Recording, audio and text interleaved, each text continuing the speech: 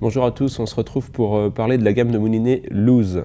Donc Luz, c'est une marque très ancienne de moulinets Bedcast, qui traîne d'ailleurs une réputation de grande qualité.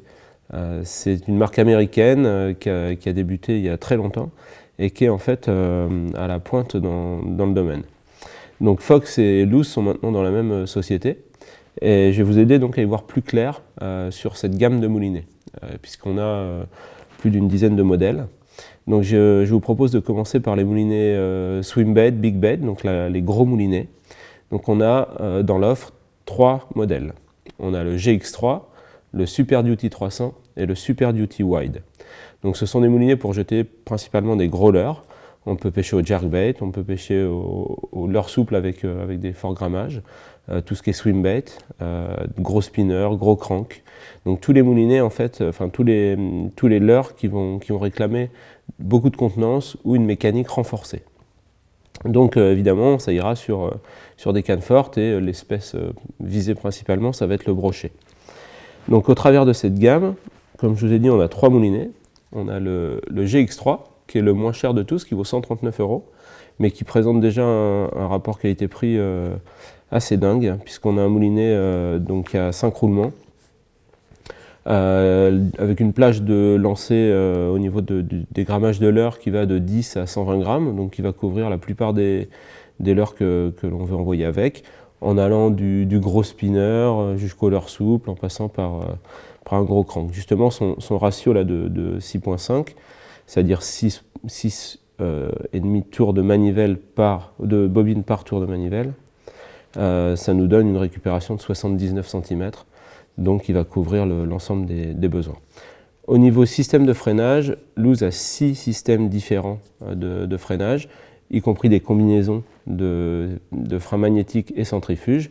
Là, sur le GX3, on n'a pas de système de réglage externe, on a juste un système de frein centrifuge à l'intérieur, donc un pré-réglage à effectuer en fonction du type de leurre qu'on va lancer. Donc ce sont juste des maslottes à pré-régler.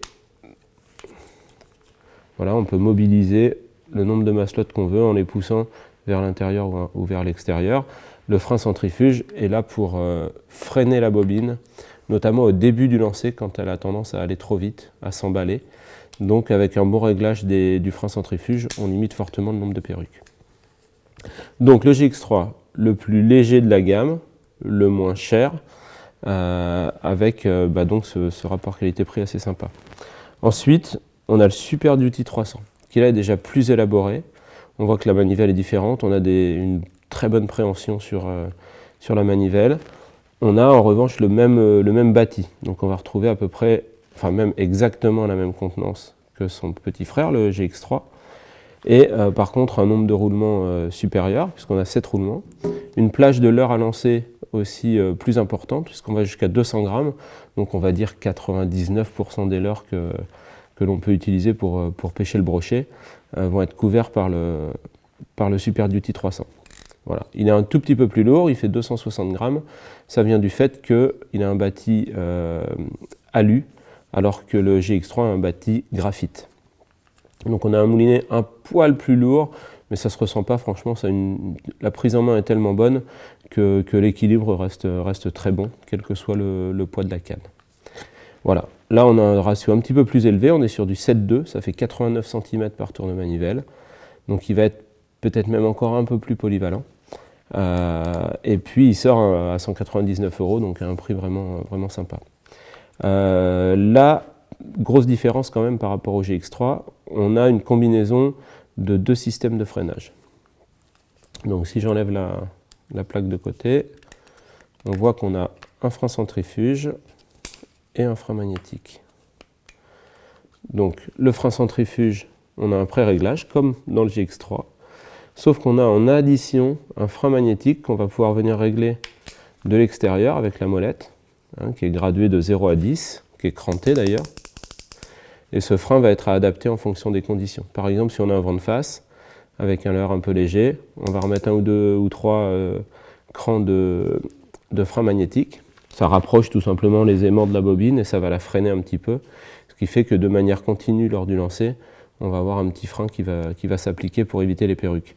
Les moulinets loose sont réputés pour jeter très très loin, les performances au lancer sont très bonnes, et avec leur système de frein magnétique et centrifuge, on arrive à des réglages vraiment très sympas et faciles aussi à appréhender, donc c'est assez intéressant.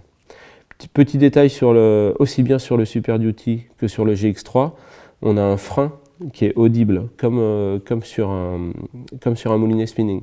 C'est-à-dire que quand le carnassier prend du frein, on va avoir un bruit, un cliquetis, qui va nous donner une indication sur la vitesse, notamment, de sortie de fil. Sur le Super Duty 300, on a aussi un truc sympa qui est à l'intérieur, qu'on peut déclipser d'une pression du doigt. C'est un accroche-leurre. Et la manière dont il est fait, ça va permettre, même avec par exemple un montage texan, de venir glisser l'hameçon sans devoir enlever le leurre de son hameçon. Donc ça le préserve assez bien. Ça évite aussi de mettre le trip comme on fait souvent sur la barre centrale, parce que ça a tendance à l'abîmer, ou alors sur un anneau de la canne qui a aussi tendance à l'abîmer, notamment en navigation quand ça vient taper sur le blanc. Donc c'est un ensemble de petits détails qui font que le Super Duty 300 est vraiment un top moulinet pour un budget de moins de 200 €. C'est vraiment sympa pour toutes les applications gros leurre, et notamment swimbait, leurre souple. C'est un moulinet que j'utilise depuis vraiment un bon moment là, et je ne vais pas vraiment trouver de défaut. Le troisième de la gamme, c'est le wide. Alors pourquoi wide?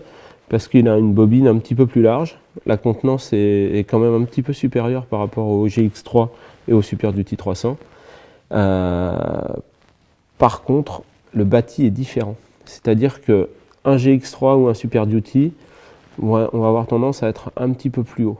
Le wide, un bâti plus plat, il va avoir une prise en main et un profil encore plus bas, plus près de la canne.